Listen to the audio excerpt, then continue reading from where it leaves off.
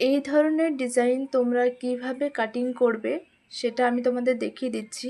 এটার সাইড পার্টটা যেহেতু একই রকম আছে তাই এটা আগে আমি কেটে নেব। এটা কাটার জন্য আমি প্রথমে কাঁচি ব্যবহার করছি। এটার বাইরের দিকে যেহেতু খুব একটা বেশি ডিজাইন নেই, কাঁচি দিয়ে করলে তাড়াতাড়ি হয়ে যাবে, তাই এখানে আমি কাঁচি দিয়ে কেটে নিয়েছি। এবার বাকি অংশটা আমি পেন নাইফ দিয়ে করব। এই অংশটা মাঝের যে অংশটা দেখছো তোমরা, সেটা যেহেতু আলাদা ডিজাইন আছে, এটা আমি পরে করব।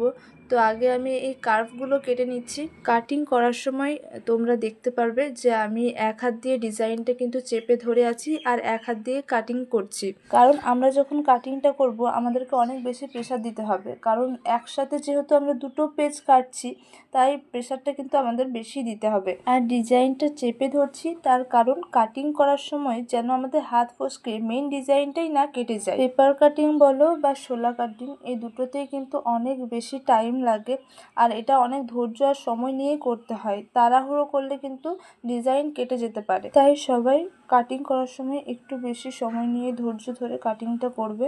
আর হ্যাঁ, কাটিং করার সময় মাঝে মাঝে ডিজাইনটা দু এক জায়গায় কেটে যেতে পারে অসাবধানতাবশত, তো এটাতে টেনশন করার কিছু নেই। আমরা যখন শোলাটা কাটিং করব, শোলার উপর যখন ডিজাইনটা বসাবো তখন সেটা আবার ম্যানেজ করে নেওয়া যাবে। এই ডিজাইনের কাটিংটা যেরকম হবে মুকুটের আউটপুটটাও ঠিক সেরকমই হবে।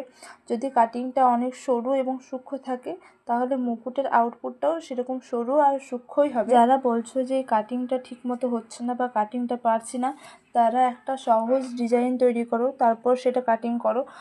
খুব বেশি ঘন ডিজাইন বা ভরার ডিজাইন করো না, তাহলে কাটিং করতে অসুবিধা হবে। খুবই সহজ একটা ডিজাইন দিয়ে শুরু করো, ভয় পাওয়ার কিছু নেই। প্রথম দিকে হাতে ব্যালেন্স আসতে একটু টাইম লাগবে। প্র্যাকটিস করতে করতে হাতে যখন একটা ব্যালেন্স চলে আসবে তখন দেখবে যে কোনো ডিজাইনই কিন্তু কাটিং করতে আর কোনো রকম সমস্যা হচ্ছে না। তো এইখানে দেখো আমি মাঝখানের যে ডিজাইনটা সেটা কিন্তু আমি আবার পেজটা খুলে নিয়েছি, তারপরে মাঝখানে ডিজাইনটা করতে শুরু করেছি। আর এখানে ময়ূরের ভেতরের অংশটা কিন্তু কাটবে না, শুধুমাত্র বাইরের অংশটা কেটে নেবে। এই দেখো আমার ডিজাইনটা রেডি হয়ে গেছে। তো যেসব মুকুটের সাইড পার্ট মিডিল পার্ট আলাদা, সেটা কিন্তু মিডিল পার্টটা এইভাবে খুলে নিয়ে তারপর কাটিং করবে, সাইড পার্টটা একই রকম থাকবে।